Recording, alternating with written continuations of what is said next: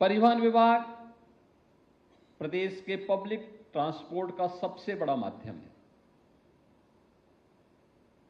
और स्वाभाविक रूप से देश का भी 14,000 बसेज किसी एक निगम के पास हों और उसके माध्यम से संचालित हो रहे हों, या उत्तर प्रदेश परिवहन निगम सफलतापूर्वक अपनी सेवाएं प्रदान कर रहा है। उसके चैलेंजेज भी हैं। इतनी विशाल आबादी के लिए सुविधा देना और खासतौर पर अभी हाल ही में रक्षाबंधन के अवसर पर 3 दिनों तक लगातार बस सेवा, और वह भी बहनों को फ्री में बस सेवा को जो सुविधा आपने उपलब्ध करवाई वह और भी शानदार थी। यद्यपि उसका प्रचार प्रसार विभाग नहीं कर पाया, कितनी बहनों ने यात्रा की इसके बारे में बहुत बता नहीं पाया। अगर उसका भी हाईलाइट करते तो लोगों के मन में एक और प्रचार का आपको आधार बनता, आपको एक अवसर था। लेकिन आज इतनी अधिक सेवाएं और इतना विस्तार, ये आज की आवश्यकता है, लेकिन भविष्य की चुनौतियां भी हम सबको आगाह कर रही हैं। याद रखना, कोई भी व्यक्ति हो या समाज, गांव हो या शहर, जिला हो, राज्य हो या देश, अगर वह समय की गति से पिछड़ जाता है तो हमेशा के लिए पिछड़ जाता है। अगर वह समय की गति से 2 कदम आगे चलने की सामर्थ्य रखता है तो वही प्रगति के पथ पर आगे बढ़ करके अपना विजयश्री का झंडा गाड़ता है। और उस विजयश्री की प्रगति की यात्रा में विजयश्री का झंडा गाड़ने के लिए हम भी विकसित भारत की इस परिकल्पना के सारथी बनेंगे।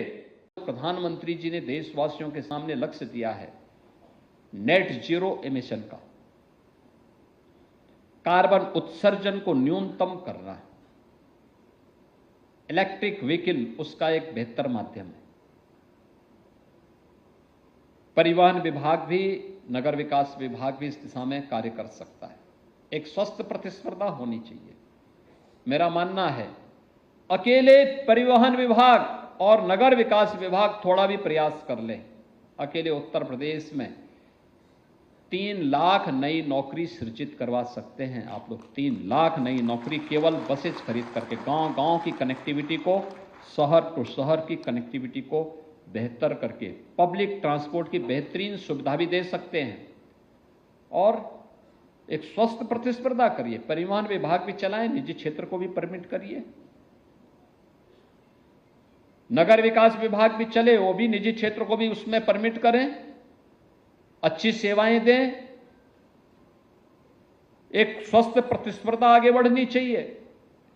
कितने नौजवान आ जाएंगे, कितने लोगों के हाथों को कार्य मिलेगा, स्वयं का कार्य होगा, एक प्रतिस्पर्धा आगे बढ़ेगी, लोगों को सुविधा मिलेगी। सड़क सुरक्षा हमारे सामने एक चैलेंज बना हुआ है, सड़क सुरक्षा। और बार बार हम इस बात को कहते हैं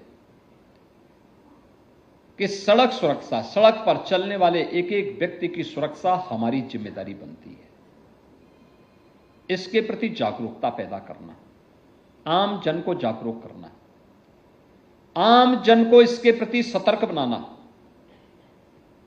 उसके लिए उन्हें मानसिक रूप से तैयार करना। कोरोना कालखंड में, वैश्विक महामारी के दौरान 3 वर्ष में हम लोगों ने जितने लोगों को नहीं खोया, उससे ज्यादा लोग हम हर वर्ष सड़क दुर्घटनाओं में खोते हैं और नौजवानों को खोते हैं। परिवार का परिवार समाप्त हो जाता है। एक चुनौती है ये समाज के लिए, प्रदेश के लिए, देश के लिए। केंद्र की सरकार भी और माननीय उच्चतम न्यायालय भी कई बार चिंता व्यक्त कर चुका है कि सड़क सुरक्षा हमारे लिए एक चुनौती है। लेकिन जागरूकता का अभाव, बेहतर समन्वय को बनाए रखते हुए व्यापक जन जागरण के माध्यम से हम इसको फेज वाइज न्यूनतम स्तर पर लाने में सफल हो सकते हैं।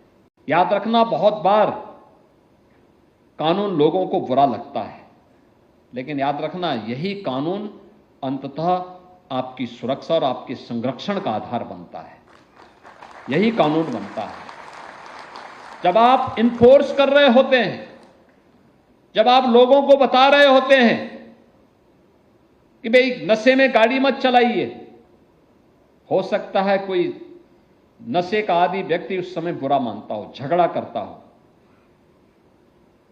जब आप किसी व्यक्ति को कहें, किसी अपने आप को बड़े दिखाने वाले व्यक्ति को बोलते होंगे कि भाई गाड़ी में आप फ्रंट सीट पे बैठ रहे हैं, सीट बेल्ट बांधिए, हो सकता है उस समय उसको बुरा लगता हो, लेकिन वही सीट बेल्ट उसकी जान को भी बचाएगा। जब आप किसी बाइक सवार को, बाइकर्स को कहते हैं कि भाई हेलमेट पहनिए, अगर आप हेलमेट नहीं पहनेंगे तो, जैसे पेट्रोल पंप ने इस समय अभियान चलाया है, नो हेलमेट नो फ्यूल, यानी अगर आप हेलमेट नहीं पहनेंगे तो आपको हम तेल नहीं देंगे। बहुत सारे लोग विवाद खड़ा करते हैं, उस समय उनको भले ही बुरा लग रहा होगा, लेकिन सच्चाई ये है कि पेट्रोल पंप वाले के हित में नहीं है, ये हित में, वो बाइकर्स का हित में है कि वह अगर पहन करके चलाता है, दुर्भाग्य से कोई दुर्घटना होती है तो कम से कम जान तो बच जाएगी।